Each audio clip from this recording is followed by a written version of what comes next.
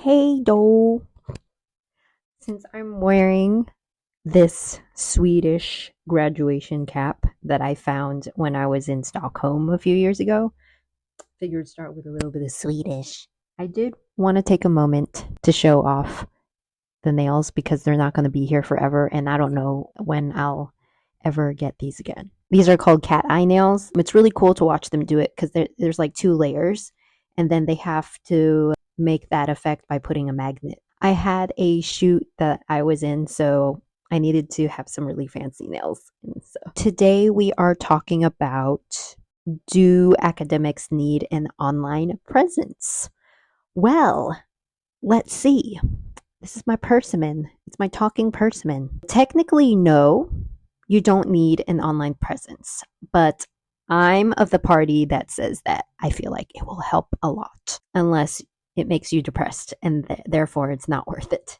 For me personally, an online presence is a love-hate situation because I do not like the stress of being online and having to keep up with it and people messaging you unsolicited and all of the anxiety that comes with that.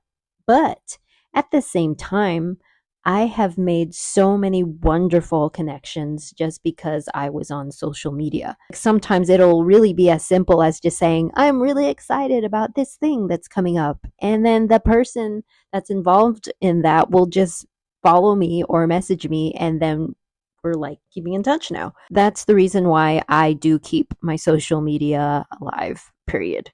On the other end of it, it really bothers me when I go to a conference and I really enjoy a talk. It's so much easier just to have like a link to go to and you can click follow and be like, I know what type of work you are doing for the future. If you're old school, you could collect a spreadsheet of everyone you know. I actually do that for film work, not for academic work. You never know what these type of things lead to, where somebody could be like, I really enjoyed that talk. I want you to be at our conference. A lot of the time that I've been invited on to write something, like write for a website or to appear on a podcast, it's because I try to make myself easy to reach. If you go to my Instagram and Blue Sky and potentially Twitter, I'm always updating, like, I'm going to deliver a talk on Zoom on this day. I'm going to appear at this event in this conference. My film is releasing here. The easier you make it for people to know what you're doing and when it's happening, that can be truly beneficial for you and for the people who are interested in your research. There was actually an academic who went viral on X, Dr. Ali Looks, and she graduated from University of Cambridge. All she did was post a photo of herself holding her beautiful thesis. Thrilled to say I passed my Viva with no corrections and am officially PhD done. Very short and sweet and cool. But apparently this caused a lot of people to freak out. They called her too woke. Her thesis was pretentious. And this woman is why everything is falling apart.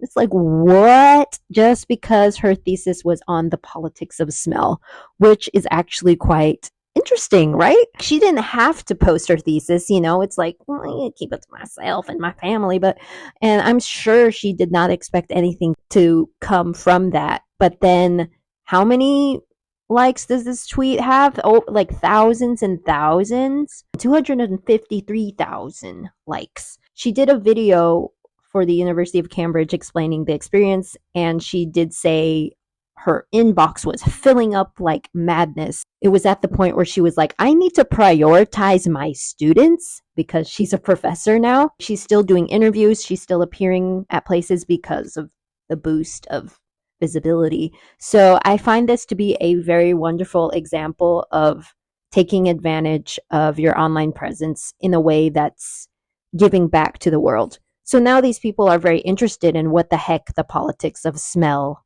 in modern and contemporary prose. If she had never posted that she finished her PhD, she would have never gotten those opportunities. Another example is that, and this is more of just like a cool thing. I research children's opinions of horror and children who make horror films. I was at Horror Studies Now. I like to document everything. So I am that person that if I go to your conference and I like it, I will be hashtagging the frick out of your event and taking photos and posting it everywhere because I'm having so much fun and I want people to know what cool things are happening.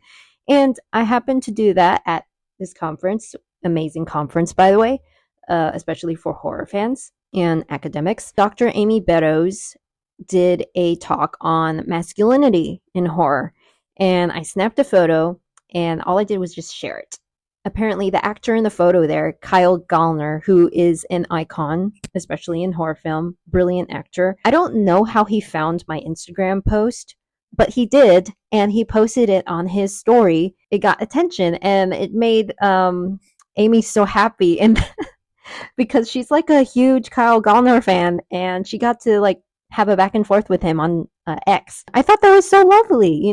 I am very passionate about trying to bridge the gap between industry and academia, and seeing that exchange between a doctor of horror and a horror actor to me is like the ideal thing to see. I should do a vlog on that in particular because I am curious as to why the bridge between horror industry and horror academia is so far apart, because horror fans, they are researchers. Like, they are such experts in what they love. Talk to a horror fan about their favorite franchise, they can say everything about it. And that is very aligned with how researchers are. We dig in to our subject. I find there to be so much potential on that type of collaboration, but I see barely anything. Maybe Cine XS does that really well. Maybe there is more and I'm not seeing it, but it's definitely a thing that needs to be more vivid. And if I had not posted that, if Amy didn't have an account, if Kyle Gallner didn't have an account, we would not even be like having that moment. I guess we should talk about you specifically. Do you have an online presence? Do you want one? Because there's also differences in what that means. For example, there's the purely academic presence. And first things first, we have to figure out, why do you need to be online? Like, what is your purpose? My thing about industry and academia is very different to a lot of people. That's why I think social media works for me, but some people don't really care. And they would rather be on sites like Orchid or academia.edu or Google Scholar. And that's valid as well. LinkedIn. If you look at like what type of career you have or you want, it needs to fit within that realm. I'm not too familiar with Orchid. I do have an account because when I first started my PhD, I went to a workshop, and I still don't understand it though, so don't ask me about it, but I'll link to some more helpful links below to people who do. Oh, and no matter what, everyone needs to have their own website. That is just like purely basic. First and last name or whatever you go by .com.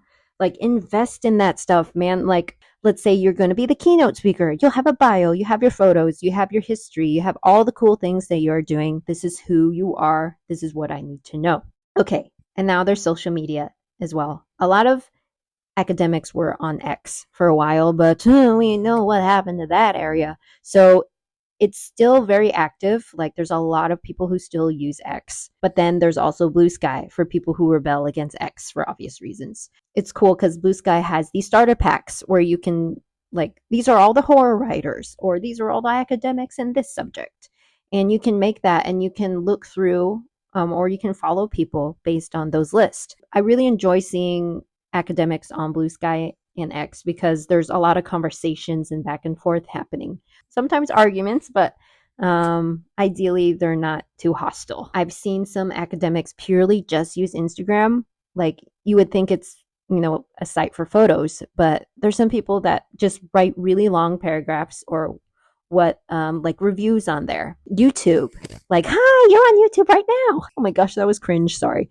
But there's like some people that I follow on YouTube that talk about the PhD life or the academic life or their work. I haven't seen much about academic TikTok, but I'm sure it's live and thriving. I am going to mention Intern Queen. This was targeted more towards undergrad and masters. I think I found out about her during my undergrad, and she was such a lifesaver when I was trying to figure out my resume and applying for internships. It would be placement, I guess you would say, in the PhD.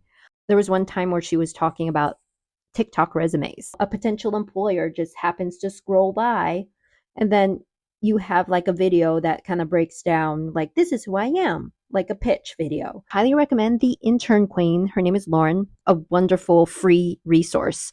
She does have books as well. I really swore by her intern book for so many years, and she has like a career one as well. I hope that was helpful. At the end of the day, do academics need an online presence? Why not?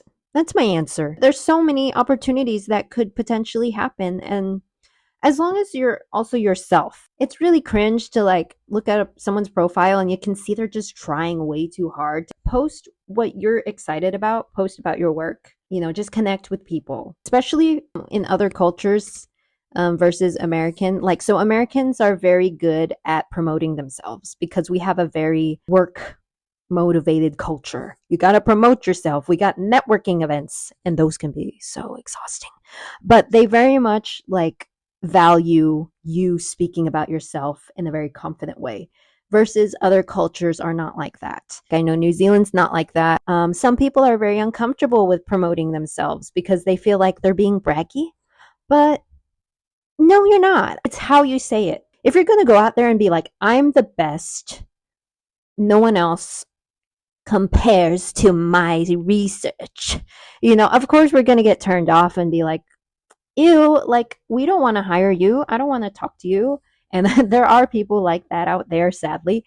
But if you're just like, I'm doing a thing and I hope you'll be interested in it, and I think it's great. People are excited to hear about things when you, as the researcher, are genuinely passionate and excited about it. That's why I always recommend post what you're doing, post what you did, post what you liked about it, post about other people's work that you like. Make it like a place of value when people go to your account, whether that's entertainment or like a really cool research topic.